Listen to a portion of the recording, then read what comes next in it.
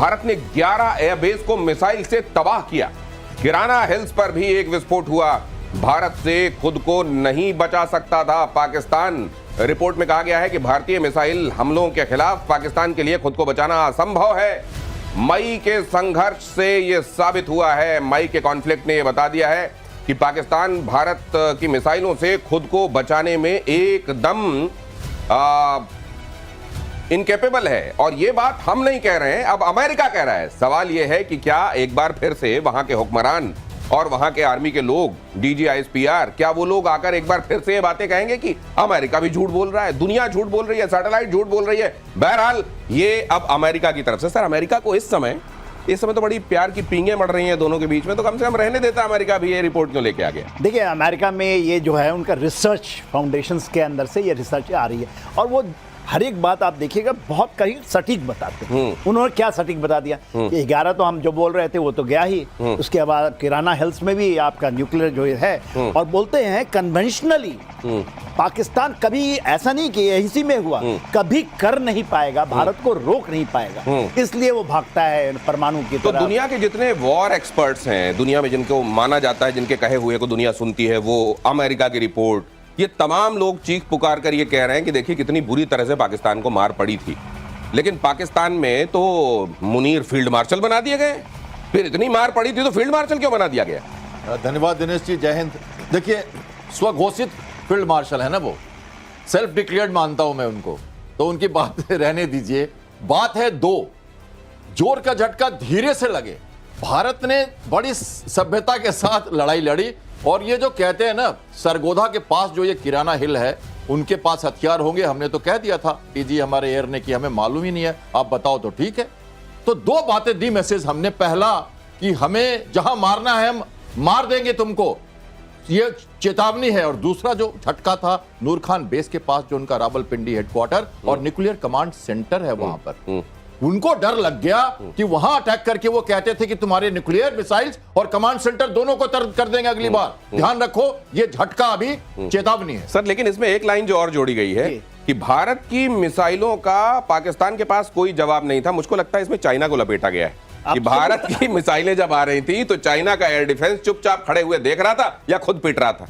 80% हथियार चाइना के हैं। पूरा एयर डिफेंस सिस्टम उनका है और आपने तो देखा रडार सिस्टम, उनके मिसाइल, वो तो कहते थे, और वो उनका तो ये क्लेम था कि कोई भेद ही नहीं सकता इसको, और आपने तो ऐसे भेद दिया जैसे कि आप मैंने पूरे की पूरी ढा दी आपने। जो देखिए, सबसे बड़ी बात जो अभी खुल के आ रही है इस रिपोर्ट में, जो मैं मानता हूं, जो वो कह रहे हैं कि ये कर नहीं पाएगा पाकिस्तान कभी भी, क्योंकि उनकी जो डेप्थ है ना, और भारत ने जो चीजें बनाई हैं, तो वो जो बात कर रहे हैं वो कि न्यूक्लियर जो बोगी खेलता है पाकिस्तान, फिर भी खेल रहा है कि हम दुनिया को आधा तबाह कर देंगे। मुनीर यही खेल रहे हैं ना। ये सर बोगी फिर से आई है। अब ये बोगी है या सच्चाई है, आप देखिए। असल में जहां कोई बोगस चीज होती है तो उसको बोगी कह दिया जाता है। अब ये बोगस है या वाकई दुनिया के लिए खतरे की घंटी है, ये खबर जरूर देखिए। पाकिस्तान के परमाणु हथियारों को लेकर ये चौंकाने वाली रिपोर्ट है।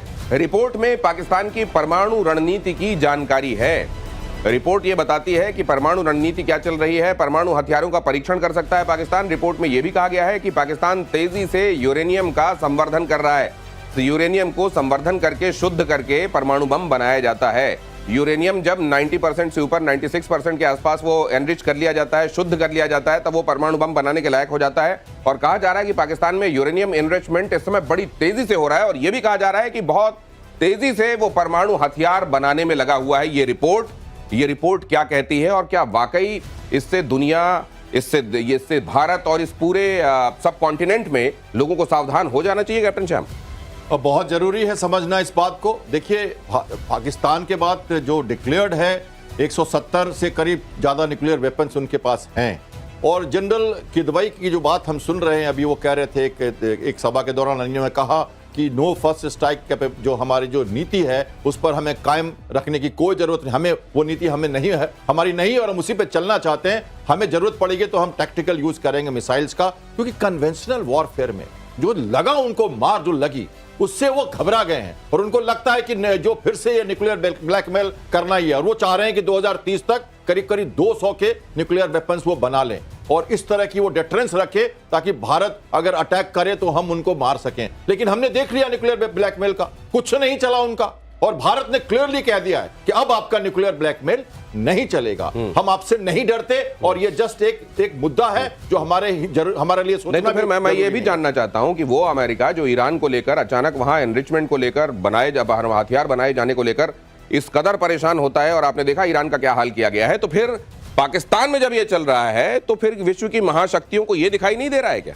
देखिए, ये तो मैं लेकर चलिए कि जो पाकिस्तान की न्यूक्लियर कैपेबिलिटी आई है वो अमेरिका का दिया हुआ है, ये उनका है नहीं। ठीक है, एक खान का नाम लेते हैं कि इन्होंने चोरी छुपे से बना लिया, मगर उसमें कहीं टैसिट सपोर्ट है और फुल सपोर्ट है। आज के दिन में तो यही है। देखिए, इनरिचमेंट में तो पहले वो टाइटेनियम में कर रहा था, अब यूरेनियम की इनरिचमेंट करता है। 4 रिएक्टर्स हैं।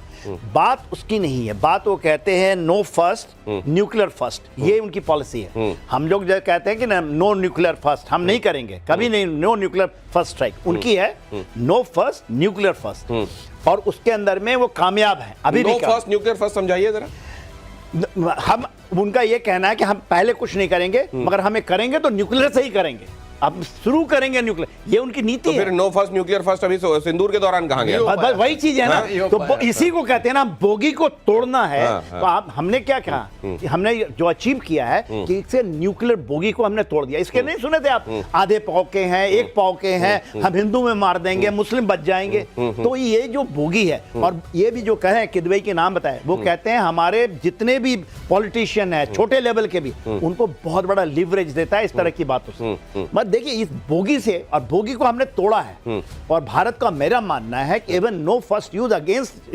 पाकिस्तान में डिक्लेयर होना चाहिए। एक बात जानना चाहता हूं, अगर डेटरेंस के हथियार हैं, आप ऐसे मुल्क जो आपको कभी हमला कर सकते हैं, उनको ये बताने के लिए कि देखो मेरे पास इतने खतरनाक हथियार हैं और मैं फर्स्ट यूज भी कर दूंगा, ये सब अगर आप माहौल बना के रखना चाहते हैं तो कम से कम घर के अंदर तो आप घर वालों को तो फिर ठीक सुविधाएं दीजिए। घर के अंदर से जब लड़ाई झगड़े शुरू हो जाएंगे, जो कि वहां पे चल ही रहे हैं, अभी मैं आगे अगली खबर में आपको बताता हूं, तो वहां तो आप परमाणु बम चला नहीं पाएंगे। उन जगहों से कैसे खुद को बचाएंगे? जो चल रहा है खैबर पख्तूनवा में, जो चल रहा है बलूचिस्तान में, उसके लिए क्या बम? वहां तो सौहार्द वाला वातावरण ही उन लोगों को साथ में ला सकता है, और वहां तो आप रिसोर्सेज लुटवाने के लिए कभी चाइना को लाते हैं, कभी अमेरिका को लाते हैं। खबर देखिए, बलूचिस्तान छोड़कर भागी मुनीर की सेना, बलूचों ने फहराया आजादी का झंडा। कई इलाकों में बलूच लिबरेशन आर्मी का कब्जा। पाकिस्तानी सेना की चौकियों पर बलूचों का झंडा फहराता हुआ नजर आ रहा है। ये पाकिस्तान सेना की चौकियां हैं जहां पर रहा करते हैं ये फौजी असल में तैनात। उन तमाम जगहों से फौजियों को खदेड़ दिया गया है। उनके कॉन्वॉय को आप देखते हैं, हर 1-2 दिन में आप देखते हैं कि वहां से एक रेगिस्तानी इलाके से गुजर रही है कोई एक गाड़ी, और कॉन्वॉय क्या, एक गाड़ी होती है उसको उड़ा दिया जाता है। सवाल ये भी उठते हैं कि जब आप इस तरह की, आपके लिए वहां थ्रेट परसेप्शन है, तो कॉन्वॉय की जगह एक सिंगल गाड़ी क्यों भेजते हैं आप? और इस तरह की पोस्ट वहां पर जो इक्का दुक्का लोग तैनात होते हैं उनको खदेड़ दिया जाता है, और वहां पर कई जगहों पर आजादी का झंडा। अब ये वक्त की बात लग रही है कि बलूचिस्तान अपनी खुदमुख्तारी, अपनी इंडिपेंडेंस का, संपूर्ण आजादी का ऐलान किसी दिन कर देगा। उसने तो कर दिया है। बहुत जगह थे, वो बहुत सारे डिस्ट्रिक्ट में तो झंडे फहरा दिए उन्होंने। देखिए, बात क्या है कि आज के बलूचिस्तान इनके हाथ से निकल चुका है, और सारी की सारी यदि किसी की प्रॉब्लम है तो ये पाकिस्तान की खुद की प्रॉब्लम। अपने पैरों में आप कुल्हाड़ी मारेंगे। वहां की पूरा देखिए 40% से 43% बोलते हैं उसकी जमीन ही है वो पाकिस्तान का है, तो बलूचिस्तान है। पूरा मिनरल वहां है, सभी चीज है। लोग वहां पर केवल 1 करोड़ लोग बोलते हैं। 25 करोड़ की आबादी के अंदर में 23 करोड़ की आबादी के बीच में 1 करोड़ आबादी है। उसको आपने ऐसी त्रस्ती दी है, वो आपको काट करके बाल्कनाइजेशन इज एब्सोल्युटली, कोई कहता है ना कि पॉसिबिलिटी प्रोबेबिलिटी क्या है, it is absolutely is happening on the ground. आप जब करेंगे इस तरह की चीजें तो आपको काटेगा ही। तो ये पाव पाव भर के जो ये कहते हैं, ये अपने लोगों को भी मुझको लगता है वक्त की बात है, ये धमकाना शुरू कर देंगे खैबर पख्तूनवा में लोगों को। और बलूचिस्तान में क्या कहते हैं कैप्टन शाह? देखिए, ये लगातार चल रहा है। मैं मानता हूं कि बलूचिस्तान को उनसे अलग होना होगा। आज नकल बहुत लंबी लड़ाई है, और ये तो 1-2 साल की बात करें तो करीब 2500 से ज्यादा 700 सिक्योरिटी फोर्सेस मारे गए हैं, 900 बलूचिस्तानी मारे गए हैं, 900 सिविलियन मारे गए हैं। चाइना को अलग परेशानी हो रही है, वो जो बना रहा है अपना सीपेक्ट, वो उससे भी पल्ला झाड़ रहा है। खैबर पख्तूनख्वा में हम देख रहे हैं, बानू में अटैक हुआ, आपने देखा होगा। मैं हमेशा से मानता हूं भारत को कुछ करने की जरूरत नहीं है। जब ऑपरेशन सिंदूर हो रहा था तो लोग कह रहे थे पीओके ले लें, बलूचिस्तान को अलग कर दें। हमारे लोग कुछ नहीं करते। आपके ट्रेन में जाके धमाका हो जाता है, आपके स्कूल में धमाका हो जाता है, आपके खैबर पख्तूनख्वा में रोज कोई ना कोई मर जाता है। हम कुछ नहीं कर रहे हैं। अंडा खुद से फूट जाए तो अच्छा जीव निकलेगा, बाहर से मारने पे पता नहीं क्या होगा। चुपचाप देखते रहिए क्या होने वाला है।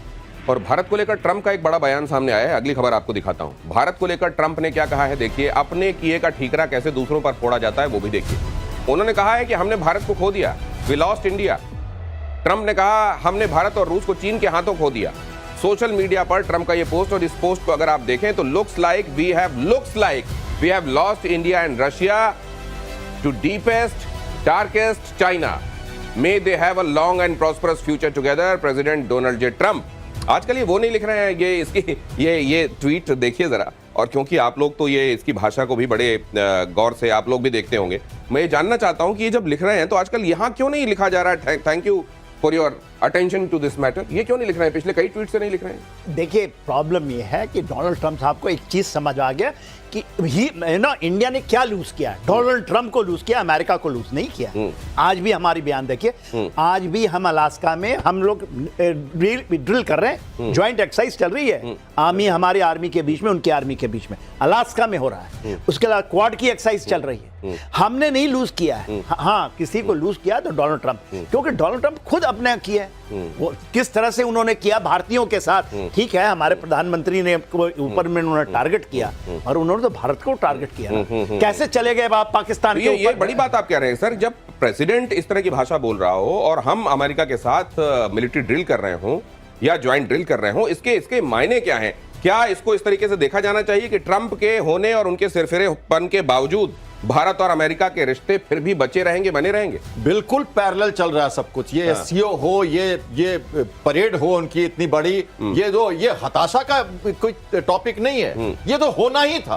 आप देखिए अक्टूबर तक सब शांत हो जाएंगे, टैरिफ वारिफ सब खत्म, सब नॉर्मल हो जाएगा। मैंने कल कहा था ना आपको, अपनी प्रिज्म से देखते हैं। कैसे दे रहे हैं आप अक्टूबर तक की टाइमलाइन? ये मैं हमेशा से कहता रहा हूं, हमारा आकलन यही है। वो खुद वापस आ रहे हैं, देख लीजिए। आप चुपचाप शांति से देखते रहिए। पैरेलल बातें चल रही है। डिप्लोमेसी में एक चीज एक साथ नहीं होती, सब अलग अलग पैरेलल अपने अपने समानता। जापान का टैरिफ घटा दिया, 50 बिल्कुल घटा दिया। आप देखिए क्या क्या होता है। ऑस्ट्रेलिया ने जापान ने बुला लिया, अपने एक्सपर्ट को भेजा था करने के लिए, बुला लिया। राइट। अभी देखिए ये जो 14 का ये साथ डेट दे रहे हैं कि उनके बड़ी अदालत सुप्रीम कोर्ट से आ जाएगा, 14 का डेट है। सुप्रीम कोर्ट वालों को भी तो धमका रहे हैं। हाँ, धमका रहे हैं। कोर्ट को कह रहे हैं कि हमारे हक में फैसला दो। कोर्ट अगर कहे भी कुछ, फिर भी ये टैरिफ हटेगा बिकॉज ऑफ इंटरनेशनल पिक्चर। मैं ये कह रहा हूं, उनकी इंटरनल जो कैप्टन श्याम यहाँ जो कह रहे हैं, आज आप ये नोट कर लीजिए, यहाँ एक्सपर्ट्स जो कहते हैं आने वाले दिनों में आपको होता हुआ दिखाई देता है।